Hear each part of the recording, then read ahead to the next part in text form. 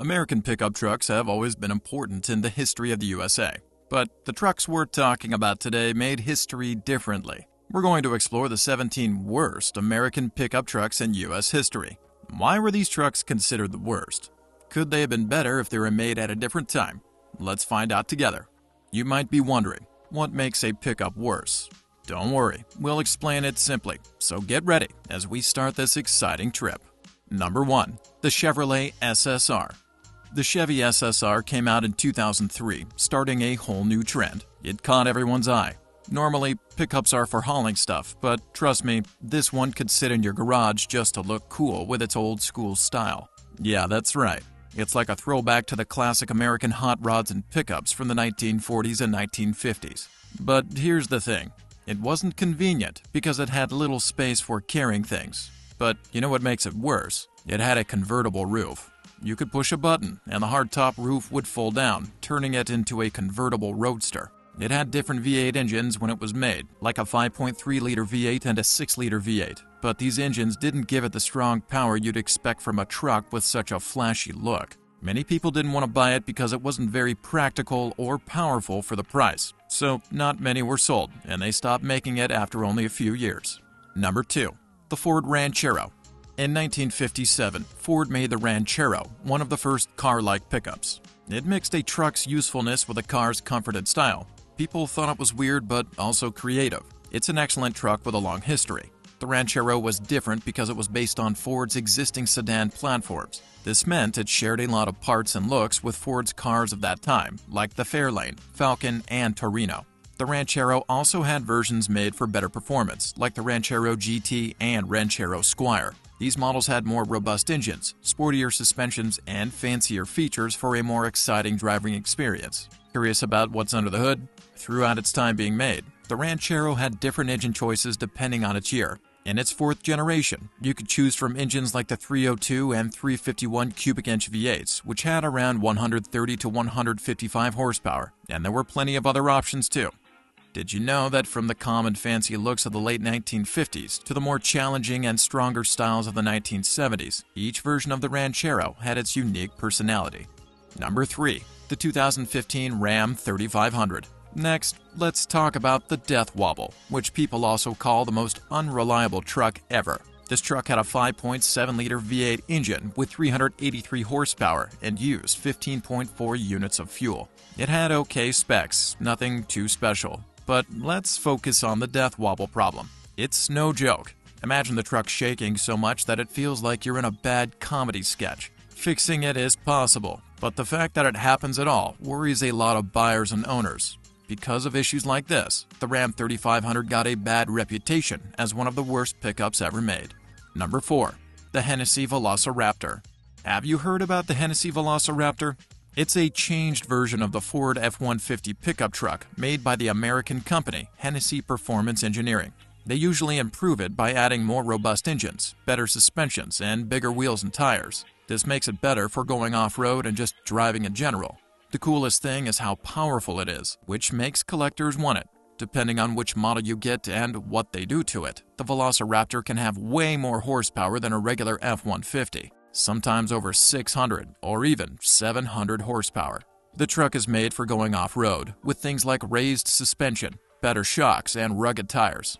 It's perfect for off-roading, but because of all these upgrades, it costs a lot of money. And here's the strange part. They only made a few of them, which makes them even more special. So basically, the Velociraptor is a mix of power, off-road skills, and being rare, which makes it a unique and kind of worst truck. Number 5. The GMC Cyclone. The GMC Cyclone is a small pickup truck that looks sporty and strong on the outside. It has a unique grille, fog lights, and a big GMC logo at the front. Its wheels are also unique, with a light 16-inch alloy wheels and good tires for gripping the road well. Even though it doesn't look very fancy, the GMC Cyclone has a powerful turbocharged 4.3-liter V6 engine. It can make 280 horsepower and 350 pound-foot of torque, which is a lot for a truck this size. It goes from 0 to 60 miles per hour in just 4.3 seconds, making it one of the fastest trucks of its time. Plus, it's not just fast in a straight line. It also has better suspension, tires made for performance, and a chassis made for sports. It might be surprising, But GMC only made 2,995 Cyclone trucks in 1991, so it's scarce. But its unique performance and design make it stand out among other trucks. Number 6. The Shelby F-150 Super Snake.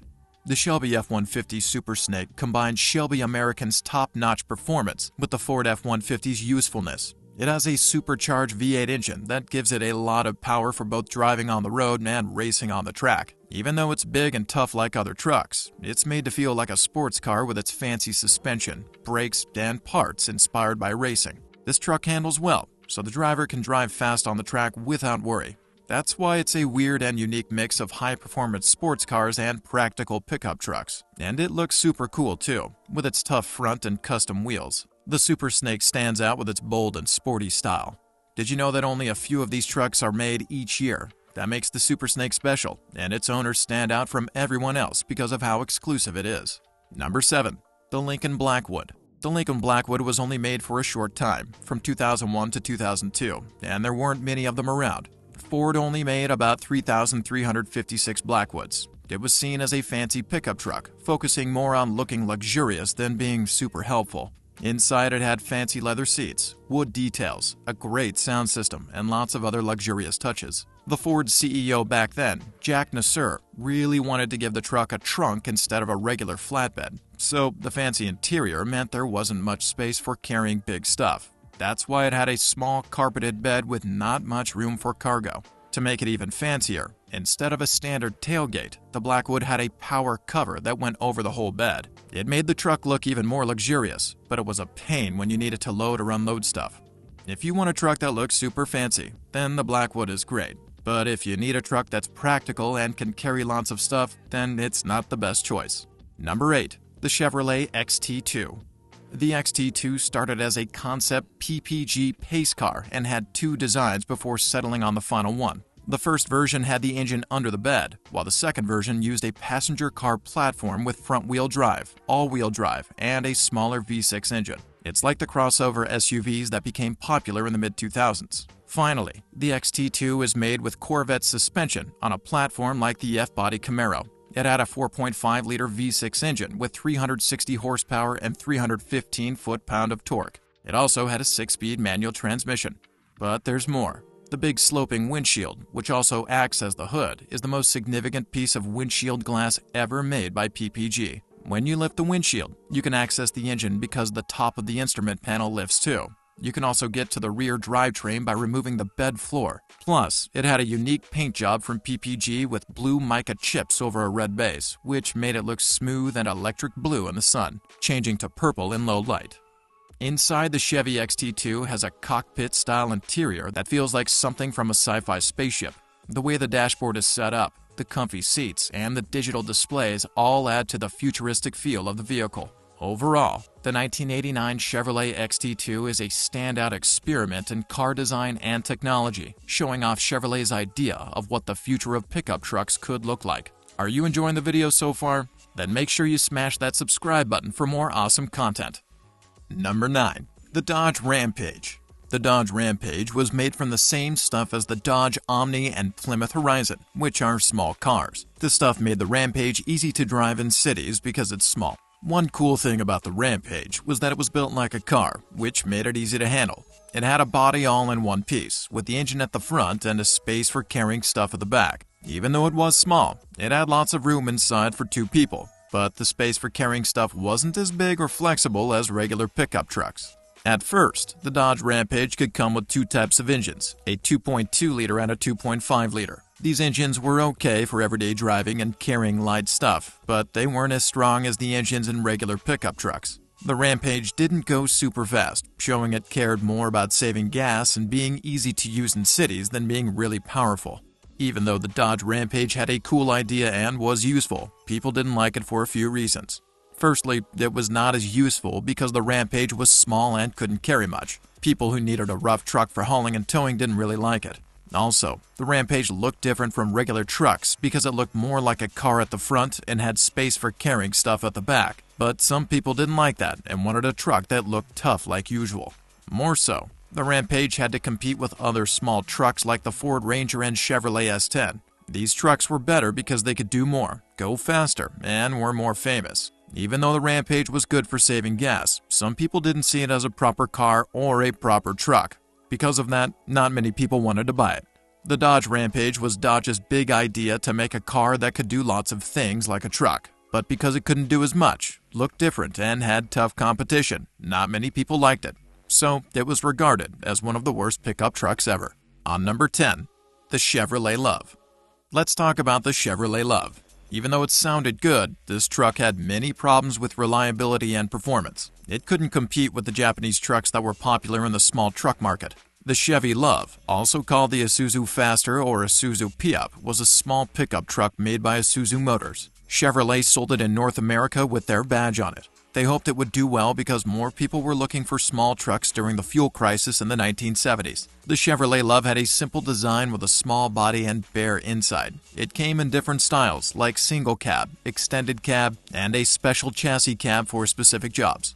Depending on the cab style, the bed could be different lengths to fit different things. For the engine, the Love had a few options at first, like a 1.8-liter and a 2-liter 4-cylinder engine from Isuzu. Later on, they added a bigger 2.3-liter engine. These engines were good for light work and driving around, and they didn't use a lot of fuel, which was important during the fuel crisis. People liked the Chevrolet Love because it was dependable and robust, like a lot of other trucks made in Japan back then.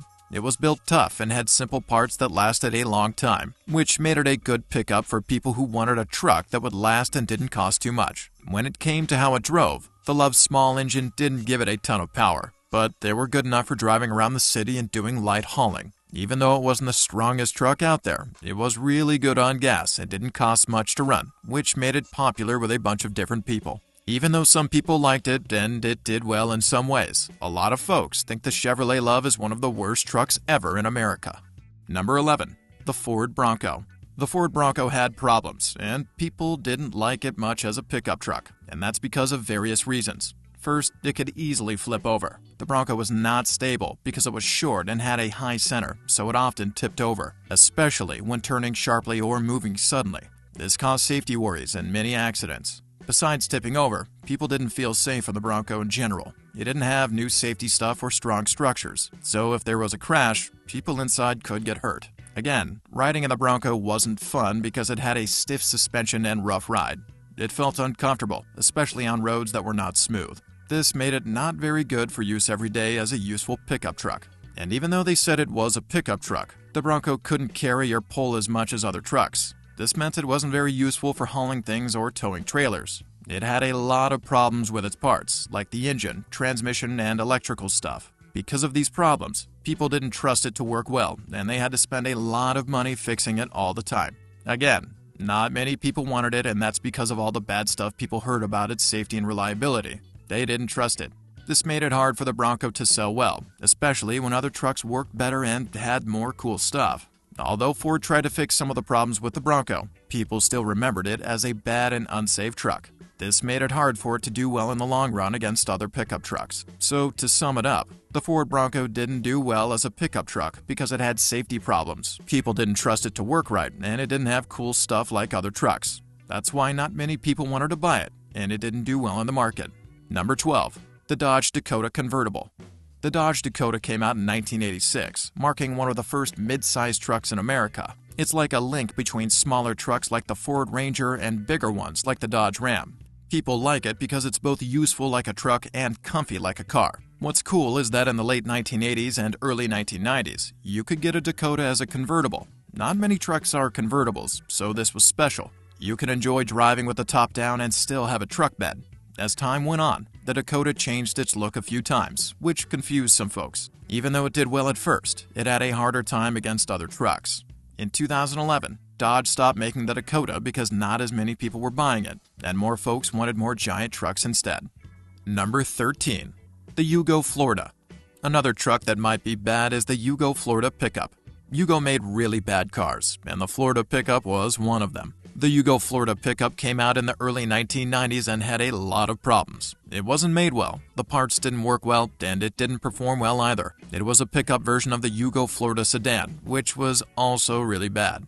Not many people liked the Yugo Florida because it wasn't good quality, didn't look nice, and couldn't do much compared to other trucks that were better known. It didn't sell well and didn't make much of an impact in the pickup truck world, so now it's mostly forgotten. The Yugo Florida pickup was a total disaster because it combined all the worst things about cars. It was badly designed, poorly made, and not put together well. It didn't do what a pickup truck should do: be reliable, useful, and worth the money. While other trucks got better over time with new technology and what people wanted, the Yugo Florida pickup stayed the same. It didn't keep up with the times and was made with old-fashioned methods. Its parts wore out quickly and broke down a lot, which was a big problem for people who owned them and for the people who had to fix them. The Yugo Florida pickup didn't just have problems with how it worked. Not many people wanted to buy it either. It didn't look interesting, and everyone already knew it wasn't reliable, so even people looking for a cheap option didn't want it. In the end, the Yugo Florida pickup showed what happens when companies try to save money by making things cheaper instead of better. It's a warning to car makers that they need to keep their promises and make things that people want to buy and can rely on. Number 14. The Cadillac Mirage.